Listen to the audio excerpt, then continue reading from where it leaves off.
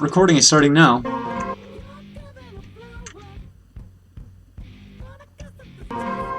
Okay.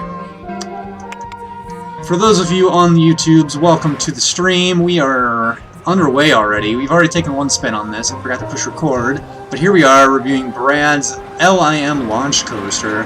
This is called Test Pilot. I don't know if Test Pilot goes with the Oriental theme that we're going for today. Oh, I like the elevated geisha up there. She's, what is she like? Is she floating? Is she saying hi at altitude? Like, oh, you've reached 100 feet. Hello.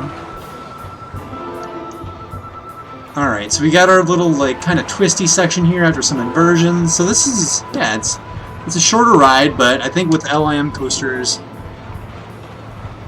you're going to expect that, because you are limited in this game in terms of how fast they can go. I think like 67 or maybe 70 miles an hour is the fastest you can launch it. So, yeah, there's definitely limitations to what you can do. I kind of like that this one goes out into the distance a little bit. Wait, where'd it go?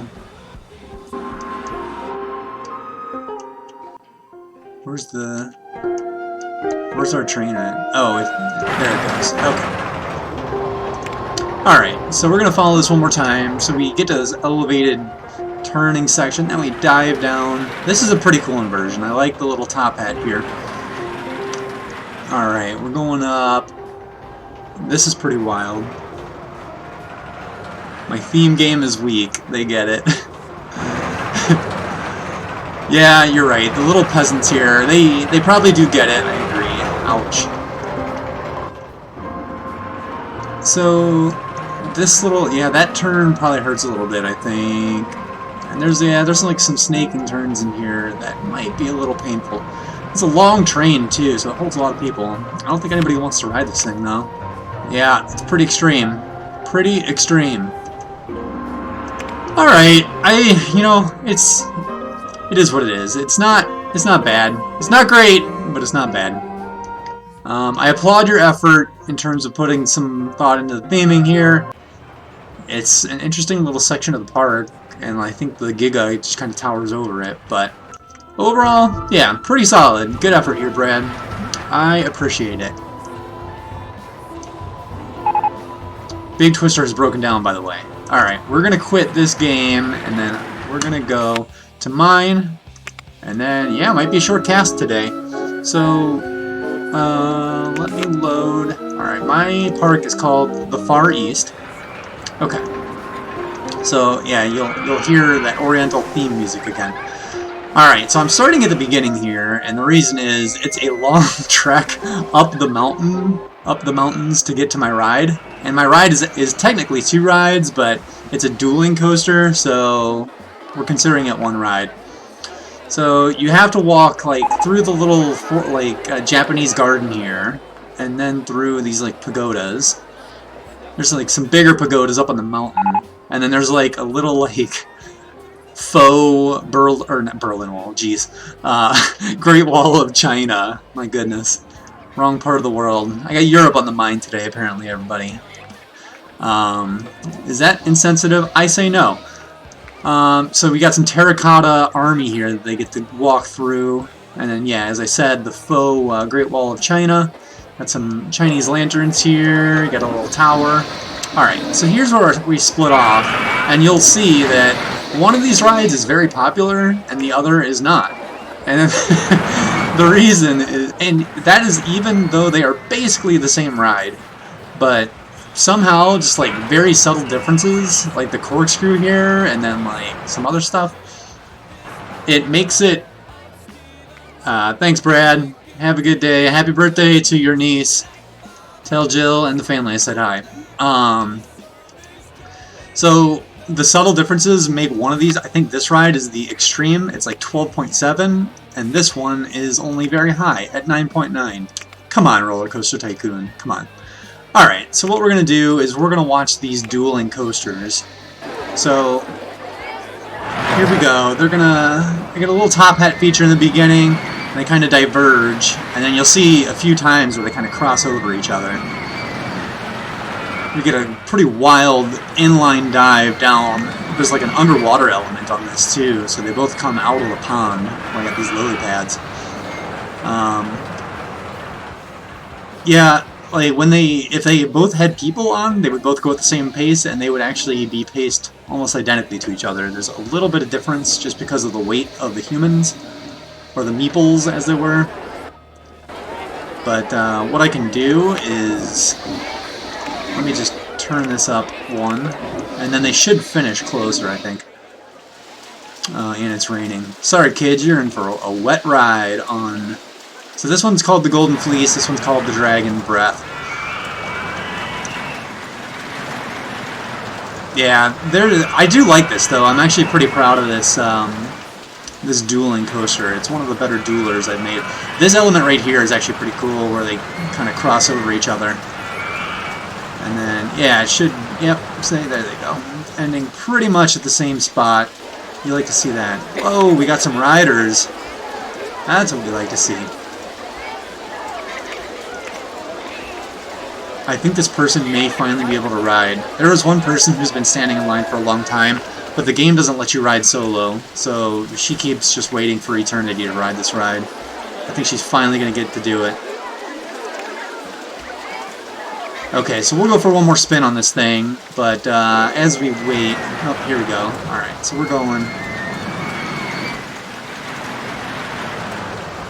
It's nice and short and sweet. As I said, LIM coasters, you're kind of limited by the launch speed of it, so they can't be super long. But if I was a person in this game, I would definitely want to ride both of these rides. They look really fun. They're pretty intense. Got some pretty cool inversion elements, some vertical twisting drops and things. Yeah, it looks fun. And I'm pretty proud of the theme too, I'm not going to lie. I know the Great Wall of China here is a little cut off, as it were. It's not exactly the Great Wall, it's the small wall of China.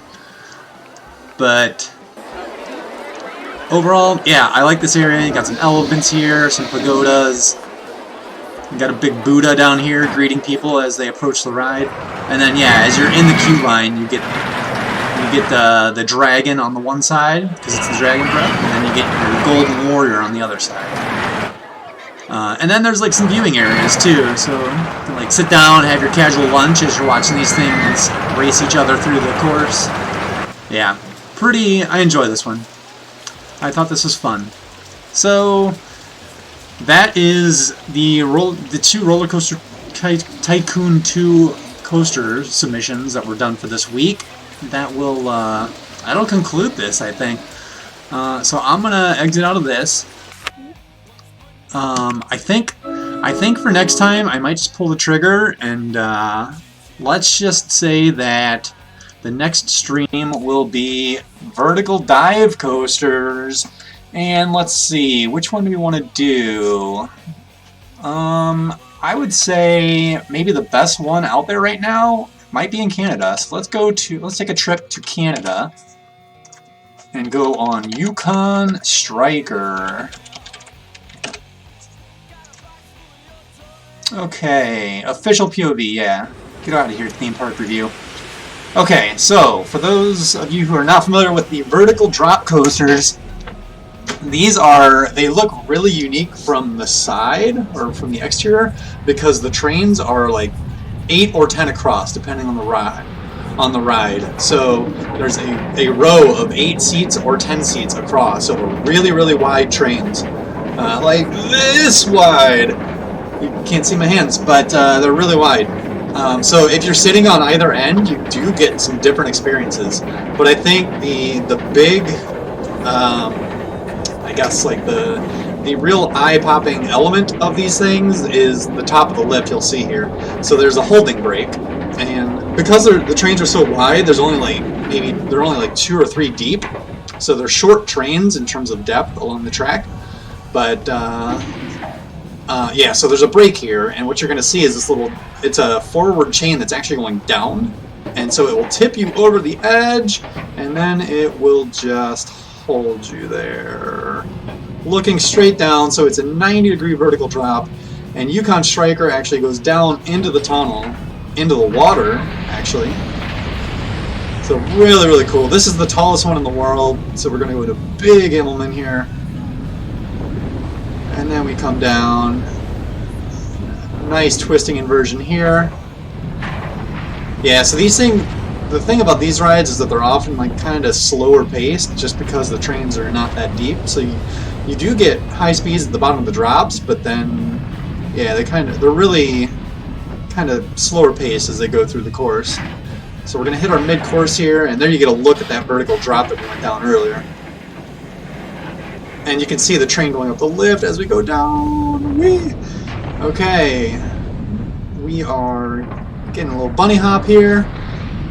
Interesting fact about this particular ride, it's also the only vertical drop coaster that has a vertical loop in it. But yeah, that is Yukon Striker at Canada's Wonderland. It's right outside of Toronto. Pretty good park. I went there a few years ago. It's worth checking out if you're ever in the area. Okay, well, we've previewed the rides for the next challenge, so hopefully we get some more submissions. Shout out to Brad for doing one this week.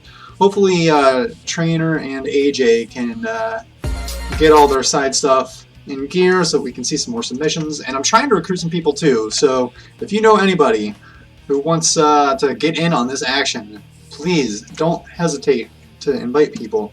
Roller Coaster Tycoon 2 is cheap on the internet. I think you can often get it for like $1 or $2. So if you want to play, or if you know someone who would want to play, feel free to reach out. Let me end this with one more look. Let's see if Millennium Force is testing. If it's not, that's alright. So yeah, I will end this with another shot of Millennium Force. Hopefully this summer I will be able to ride it. We'll see. Yep, so thanks again for everybody tuning in. Let's see how many people we have on here. Just a handful. But thanks to everyone for tuning in this morning, and I hope you all have a wonderful Sunday. I will talk to you later. See ya, everybody.